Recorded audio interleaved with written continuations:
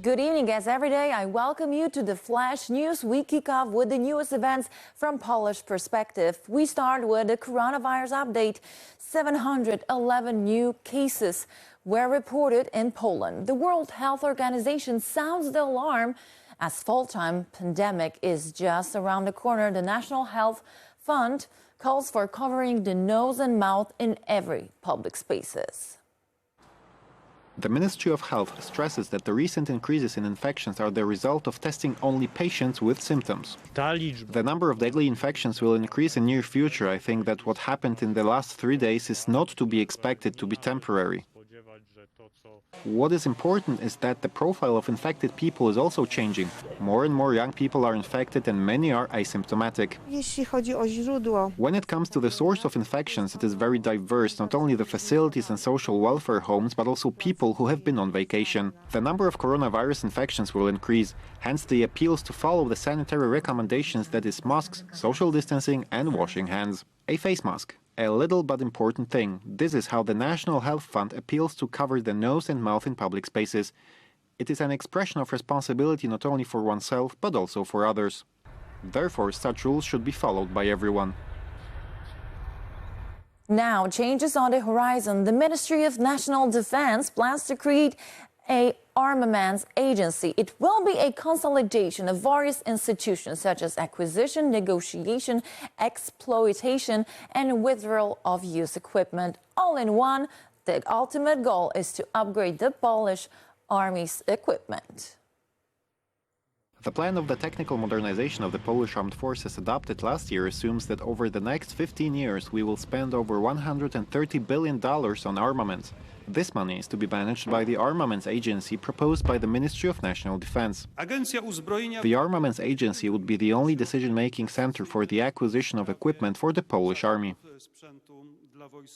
The agency will be responsible for consolidating all departments and institutions dealing with arms purchases and equipment quality control. The Polish army must be more numerous, and this is what we are constantly doing, but the Polish armed forces must also be modernized in terms of equipment. And the list of military acquisitions is getting longer with every year. In 2018, we signed an agreement to purchase batteries for the Patriot anti-aircraft and anti-missile system. 1 year ago, we bought the HIMARS missile launchers, and recently we have become part of the exclusive club of owners of the 5th generation F-35 fighter jets. We look global now. New York City became the center of global politics once again. The 75th United Nations General Assembly takes place with 193 leaders from all around the world. This time it is special indeed, not only due to the anniversary, but also because it is in virtual mode. Almost 250 Polish soldiers in blue helmets have been on a mission in Lebanon for almost a year. After a 10-year break, they returned to this hotspot to protect civilians from numerous armed militias. This is how the United Nations objectives are implemented by Poland in practice.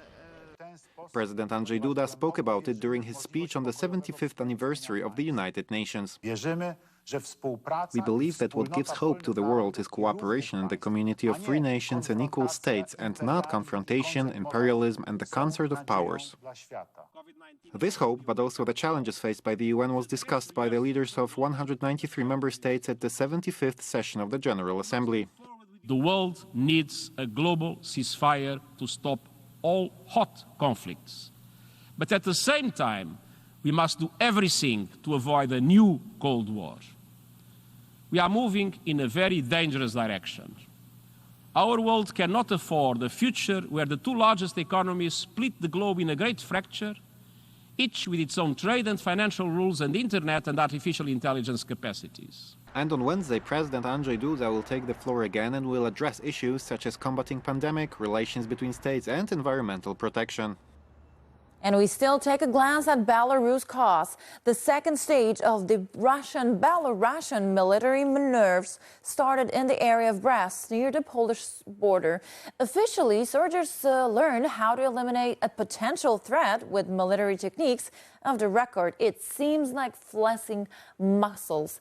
Meanwhile, in Minsk and other Belarusian cities, the demonstrators do not intend to step down. silent protest of students of leading Belarusian universities. Sheets of paper in their hands, and on them the words of Belarusian songs which can no longer be sung inside the walls. The police riot forces tried to rip these posters out of the students' hands and tried to search even the girls' handbags. The situation ended up without detentions. But not everyone was so lucky. Last weekend alone, the Belarusian special services stopped about 900 people in the capital. Some of them were released after a while and others are being prosecuted. As the Center for the Protection of Human Rights Vyasna informs, over 60 people were sentenced in the last 24 hours.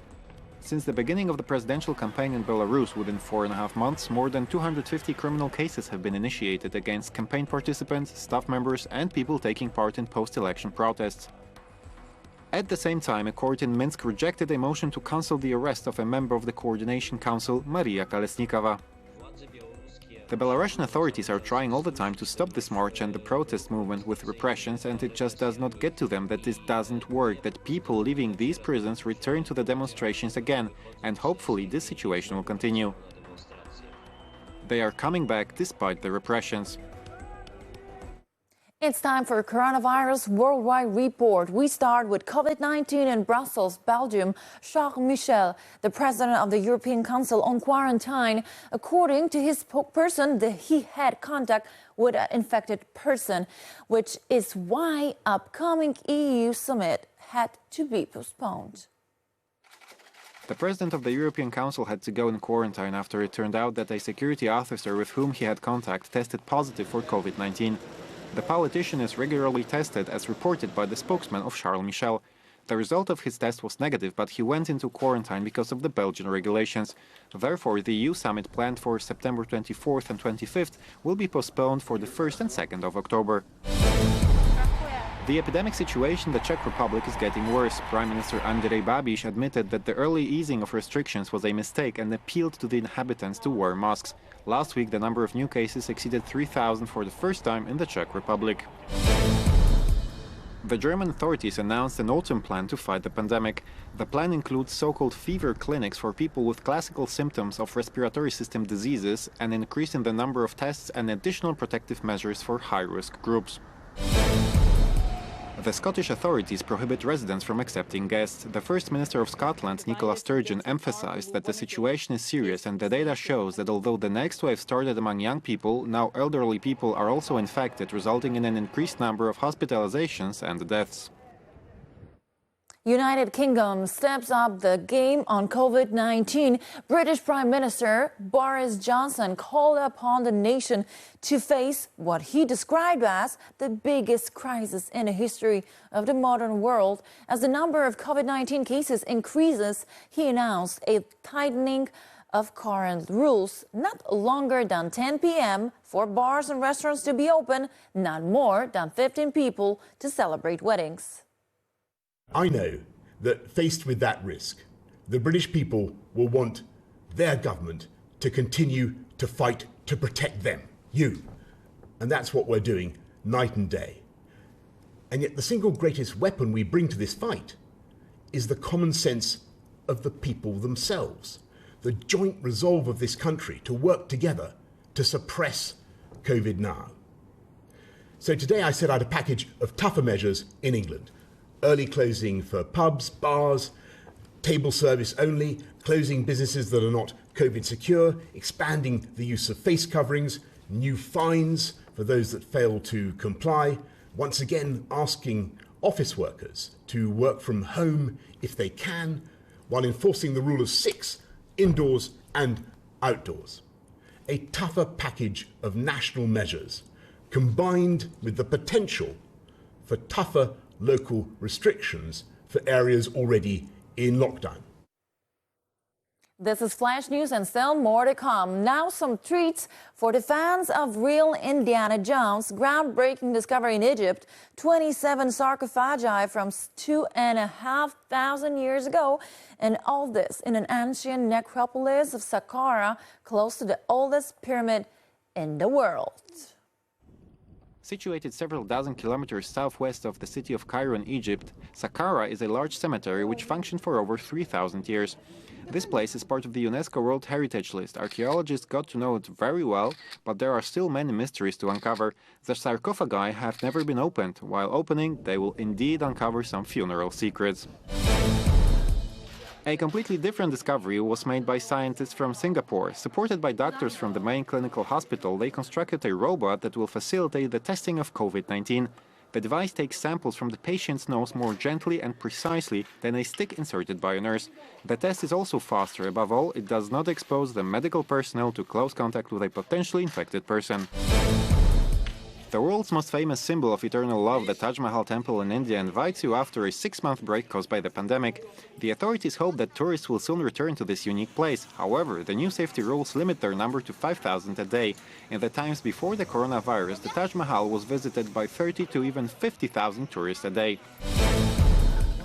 They are resilient and calm by nature. They can withstand difficult climate conditions perfectly. Advantages of Bactrian camels were appreciated by the Indian Army, so it was decided to hire them to patrol the border with China. Relations between the two countries are really quite tense.